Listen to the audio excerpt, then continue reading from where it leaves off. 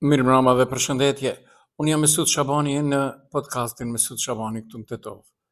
Sot është data 18. Muji është i 6, viti 2026. E njëjtë di tregu pazari si doni në Tetov. Por, pazar nuk u bë. Sepse, ajo që pritej edhe nuk ndodhi, pra të them pazar nuk u bë. Pushtetarët të udhëhequr nga qeveria VMRO vlen, më tepër VMRO vlen është vetëm dekor, që e nuse që mba dollakun derisa të hyjë në dhomë, dhe asnjë arsyetim sepse Maqedonia nuk mori tone pozitive për gjithë thonë, atë që e thot Bashkimi Evropian dhe Parlamenti Evropian.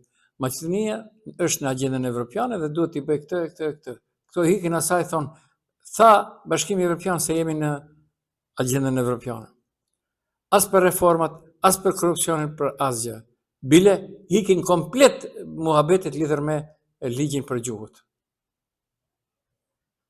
Taravari kishte një reagim shumë mirë, thotë nuk ka nevojë të pritni dhe të shkoni në Komisionin e Venecias, Parlamenti Evropian e tha shumë pastër për ligjin për gjuhët. Dhe kjo është vërtet rënqes. Pra, nënkryetari i BDI-s dhe ish-ministri i Punëve të Jashtme Berlusconi ka reaguar pas miratimit të rezolutës së Parlamentit Evropian për Maqedoninë e Veriut, në të cilën eurodeputentët shprehin shqetësim për lidhjet gjithnjë më të forta të vendit me Serbinë, ndikimin rus dhe promovimin e narrativave që lidhen me të shqyrtër botë serbe. Përmes një reagimi publik, Osmani ka rikujtuar mbështetjen që kryeministri i Kosovës Albin Kurti i dha ndryshimit të pushtetit në Maqedoninë e Veriut, duke lehtësuar se zhvillimet e fundit kanë prodhuar një paradoks politik. Pra, nuk e di se a ka pasur Albin Kurti një qëllim forcimin e ndikimit të sërbë në rajon, por politika nuk matet vetëm me qëllime, politika matet me pasoja. Pyetja që meriton përgjigje është si ndodhi që një lëvizje politike e cila e ka ndërtuar identitetin e saj mbi kundërshtimin e hegemonizmit serb, u bë sponsor e aktorëve politik që sot përmenden në raportet evropiane për afrimin e vendit me Beogradin. Nëse vërtet, po, thot ndikimi i Maqedonisë së Veriut dhe nëpërmes asaj qeverisë Serbisë, Kinës, e kështu me radhë, tregon për atë, kuptohet edhe ndikimi rus, tregon për atë se Maqedonia nuk është në rrugë të drejtë, por shpresoj se do të kthjellen pushtetarët në Maqedoni. Nuk do ndalem me Bujar Osmanin. Bujar Osmani ishte këngë dhe është këngë e kënduar. Por, ka të drejtë të shpreh mendimin. Ka të drejtë. Mua më fason kjo renditje. Bilal Kasami askund nuk është të flet për atë që thosh te. Dhe dëgjoni pak më vonë. Për çfarë lufton, apo si thuajnë kësaj, për çfarë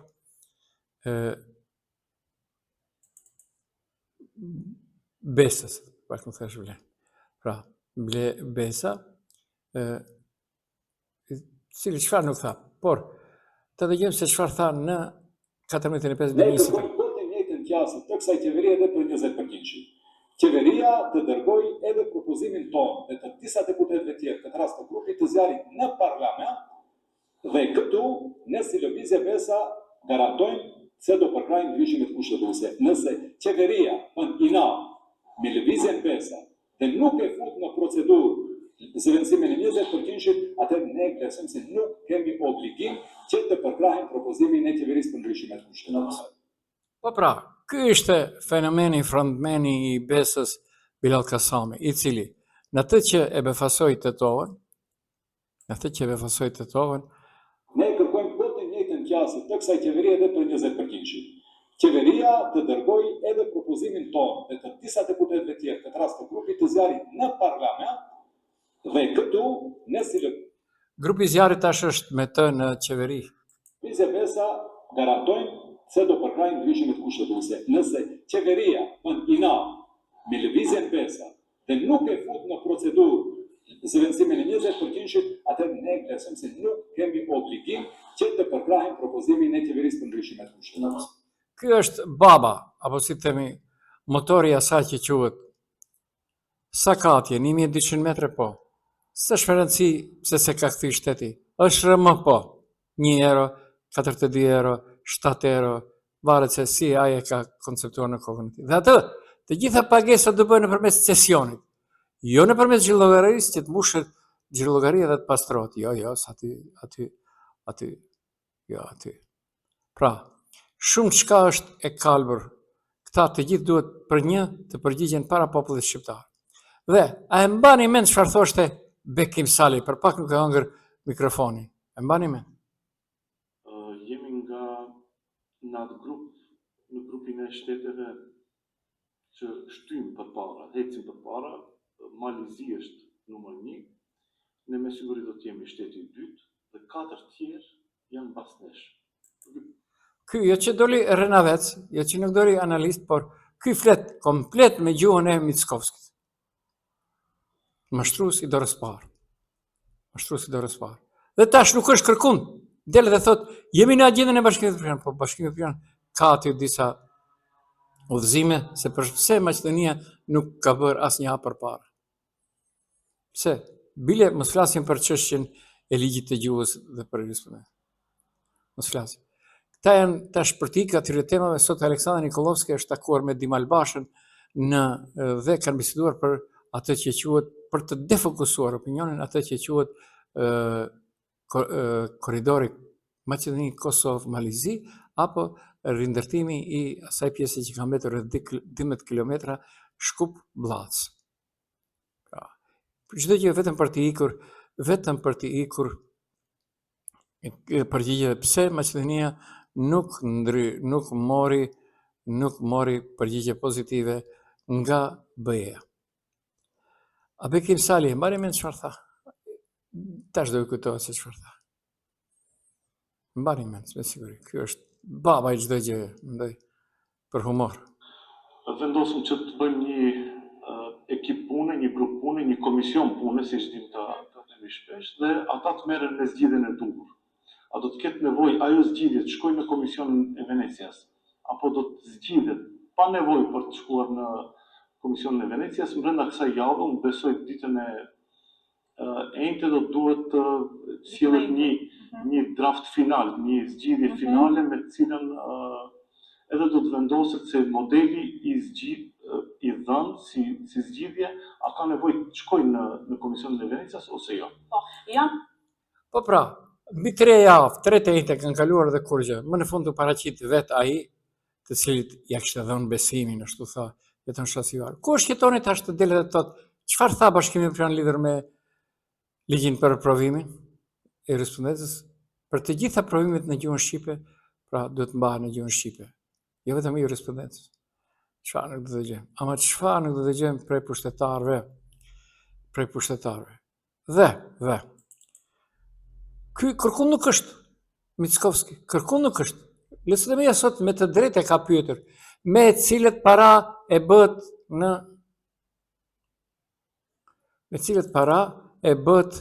në Strumic, po, në Strumic, atë që quhet miting apo përvjetor të asaj që quhet përvjetori i 36 i VMRO DPMNE-s. Me paratë e kujt mendoni? Paratë e VMRO-s? Paratë e taksapaguesve. Keni vërtetër se gjitha paratë e taksapaguesve shqiptarë shkojnë gjithandej. Pra asnjë nuk ndalet në Maqedoninë Perëndimore. Dhe ky tipi që është kryeministër thoshte, ne jemi para Shqipërisë në rrugën për BE. Izmeni najdobiti. И потоа да добиеме ново вето и повторно нови проблеми. Тоа е сигурно ќе добиеме петка и ќе бидеме шампиони. Но од она кое што е таму напишано, јас сум исклучително задоволен, бидејќи нема назадување. Има стагнација во неколку области, знаеме сите, и тоа ние сите го зборуваме, тоа е владењето на правото, борбата против криминалот и корупцијата. И затоа нон-стоп зборувам дека се потребни промени во судскиот совет, во обвинителството и така натаму. И сега веќе по завршувањето на изборите многу посериозно ќе се занимаваме со таа тема, додека пак во сите други области има одреден мал напредок или значителен напредок, така што јас генерално можам да го оценам како добар. Инаку не можам да се сложам со констатацијата дека има некои други земји кои што се пред нас, например ние сме многу преробани. Po pra, kot të kot ja ka fut muhabetit kërkush nuk e përmendi Shqipërinë për asgjë ky për të lavdëruar. Do thonë, këta për të defokusuar opinionin, sepse Edi Rama nuk i përfill as pak, nëse është qeveri e Republikës së Maqedonisë, ku shqiptarët përbëjnë 30% e më tepër të popullatës së përgjithshme, dhe këta mban anën e kundërshtarit të Edi Ramës në politik, Albin Kurtit. Albin Kurti e krijoi këtu vlenin dhe e kënaqi, e menderosi. Ka pëlqyer sot një deklarat, nuk e njoh personalisht, është gjenerat e re, koordinatori i grupit parlamentar të BD-s, Rina Hajdari, e cila gjatë seancës së sotme parlamentare pyeti deputetësh ka shprehur shqetësim për mos pjesëmarrje të zënës kryeministit Bekim Sali në këtë seancë, sepse ai e ka ditë se çfarë do të pyesin, pavarësisht, ndërsa kërkoi kryeparlamentarit Gashi që pyetja e saj të dorëzohet në gjuhën shqipe ashtu siç parashtrohet dhe jo në gjuhën maqedonase, ashtu siç u dorëzua ministrit Azir Aliu.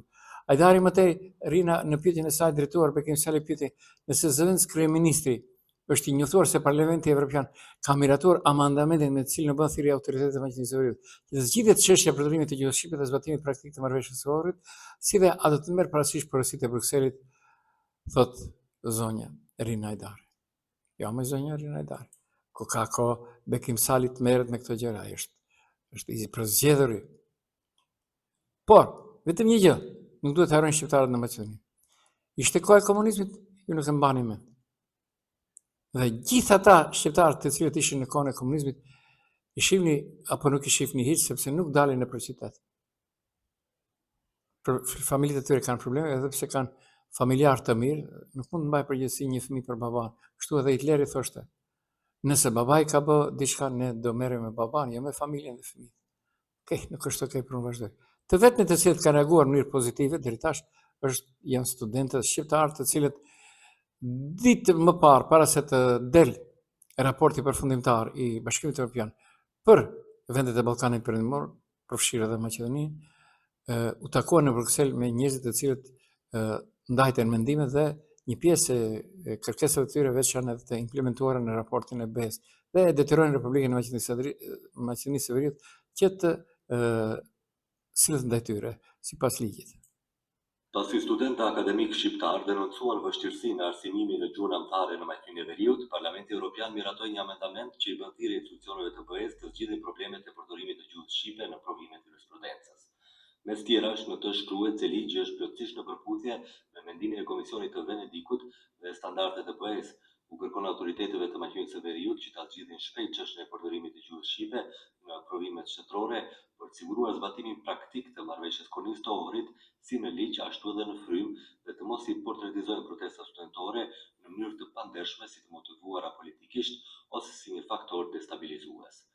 Për këtë, njëri nga studentët nismëtar me Vlada Temi i falenderoi eurodeputetët dhe u rikujtoi autoriteteve në Maqedoni se Parlamenti Evropian u bën thirrje që sa më shpejt ta zgjidhin çështjen e përdorimit të gjuhës shqipe në provimet shtetërore.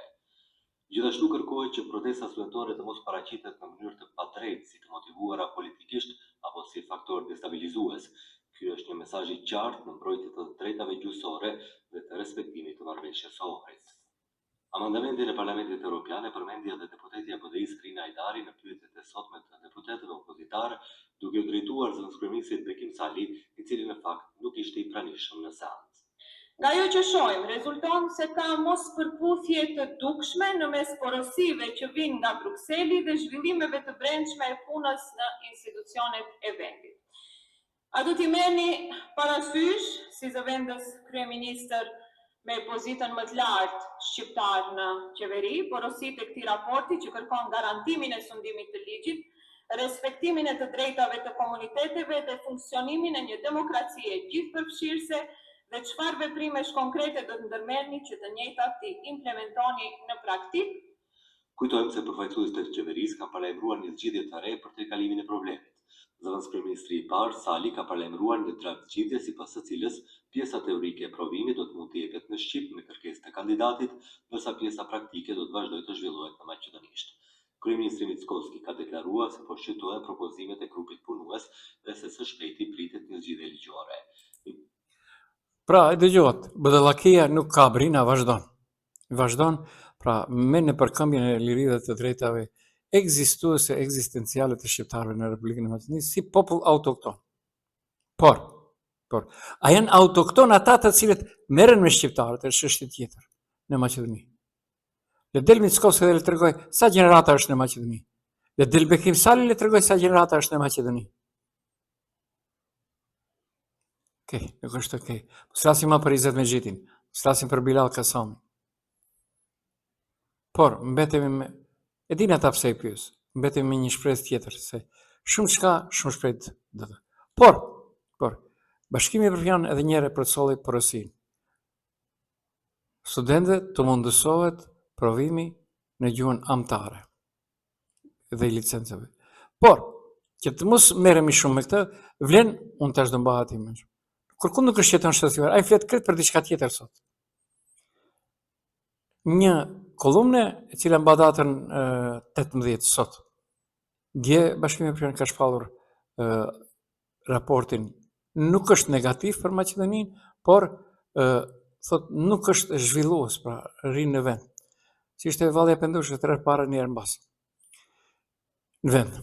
Pra vleni defokuson për mos realizim të pritjeve nga raporti i fundit i BE-s, perspektive evropiane apo retorik politike.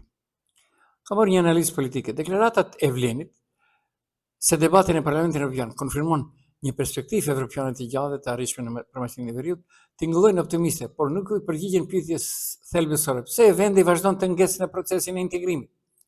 Nëse qeveria dhe partnerët e saj politik pretendojnë se Maqedonia e Veriut është përpara Shqipërisë në rrugën evropiane, atëherë duhet të shpjegojmë pse Shqipëria ka hapur dhe avancuar më shpejt kapit negociues, ndërsa Shkupi ende përballet me bllokada dhe kushte të papërmbushura. Debatet dhe deklaratat mbështetëse në Parlamentin Evropian janë sinjale politike pozitive, por ato nuk zëvendësojnë reformat konkrete, sundimin e ligjit dhe zgjidhjen e pengesave që mbajnë vendin larg antarësimit. Qytetarët kanë nevojë për rezultate të matshme, jo vetëm për interpretime optimiste të mesazheve politike. Të po bën tash.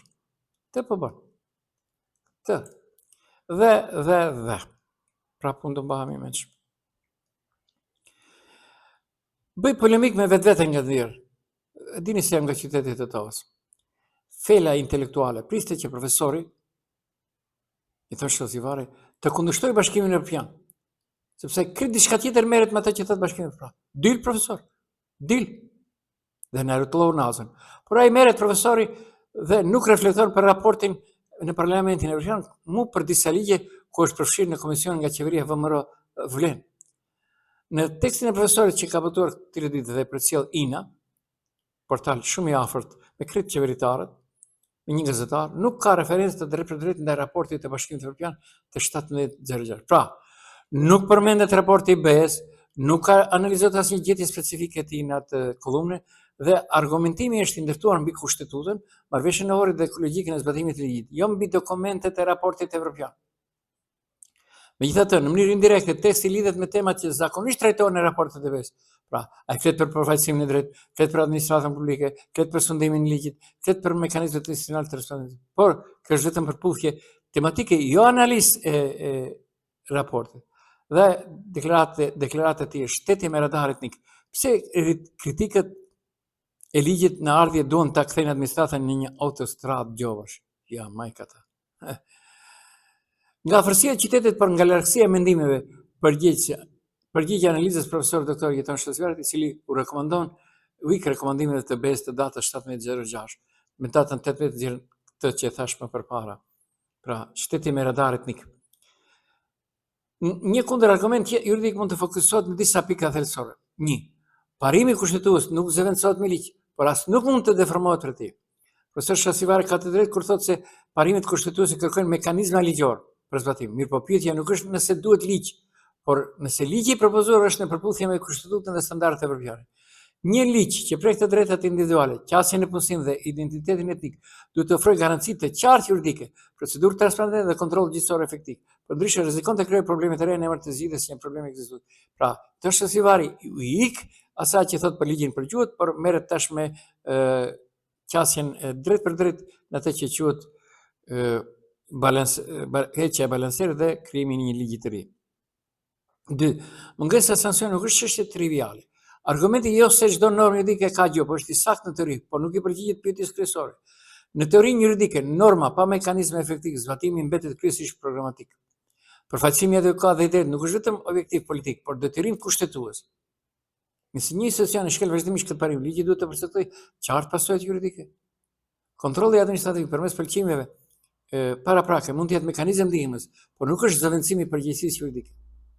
Pra, problemi i identifikimit etnik mbetet i hapur. Një nga pikat më të debatueshme është pretendimi se identiteti etnik mund të verifikohet përmes gjuhës në dokumente personale ose elemente të tjera administrative. Ose, për nga e drejtë që shteti të marrë të drejtën të caktojë, këtij nacionaliteti është i aftë, siç kemi në për shumë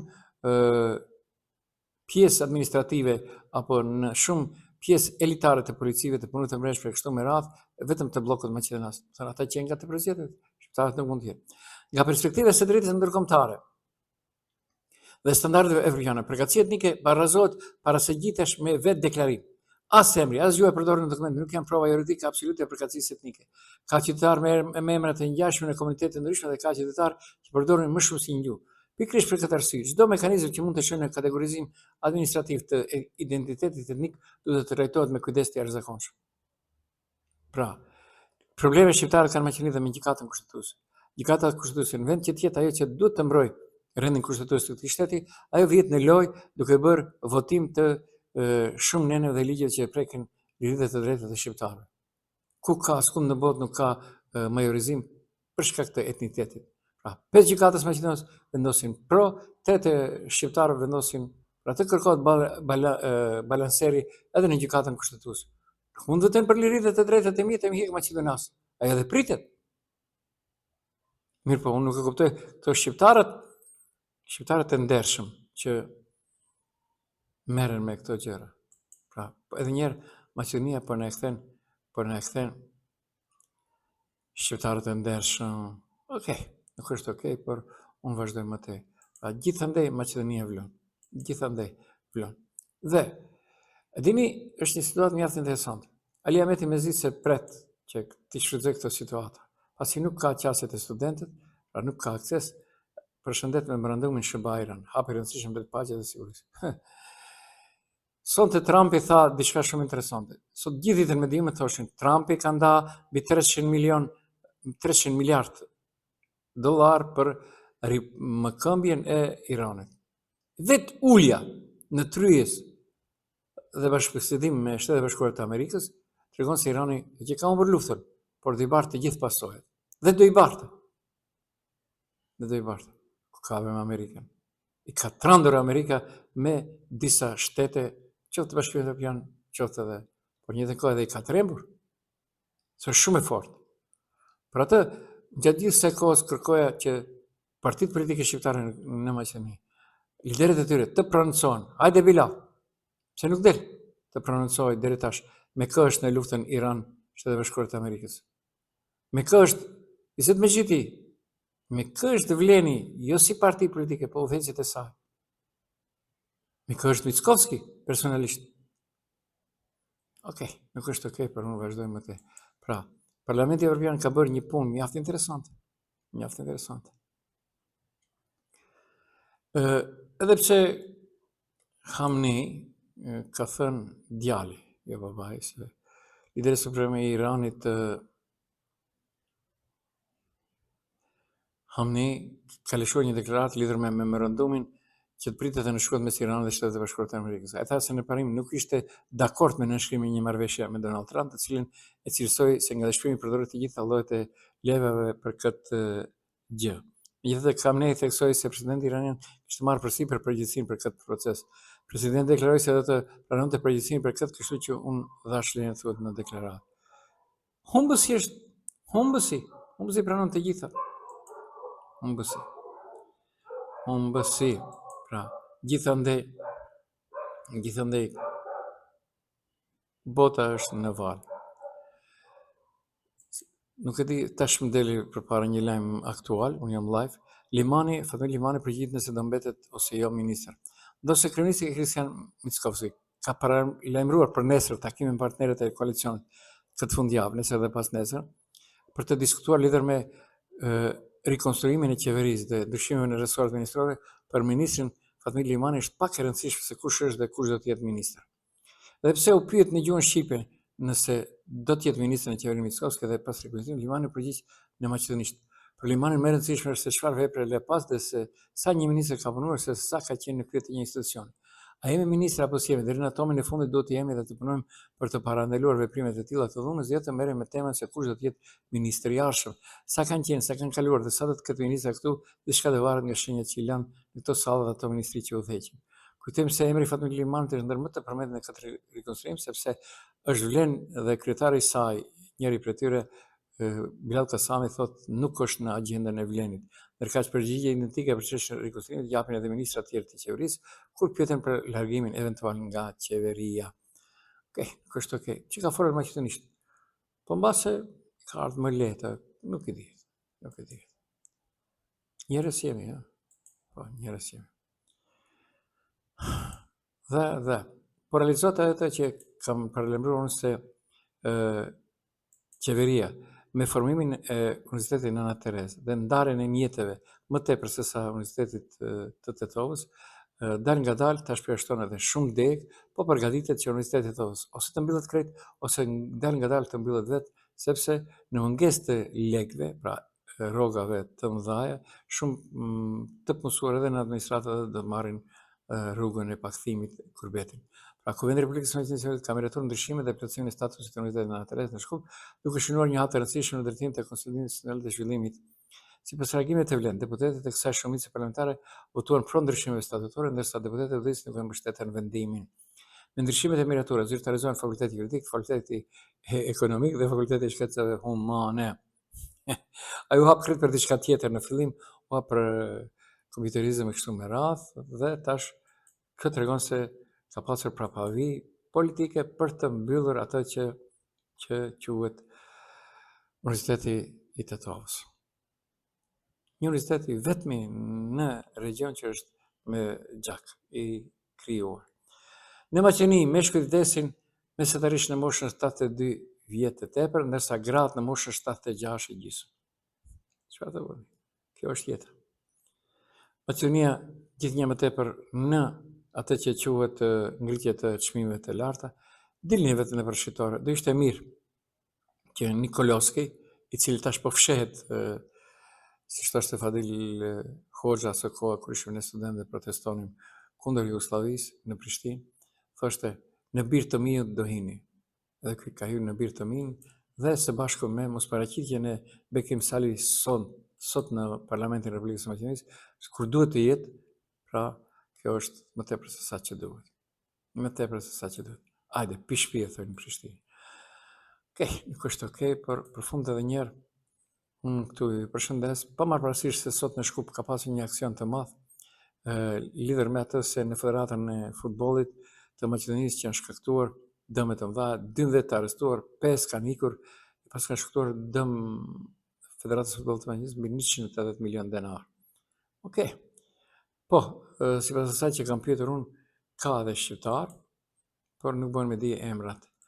Okej, nuk është okej, unë këtu i vazhdoj pra. Gjithë një nga një, ata të cilët i ka vënë në listë VMRDP dhe Vleni, do marrin atë që e presin nga VMRDP dhe Vleni dhe lavdërohet.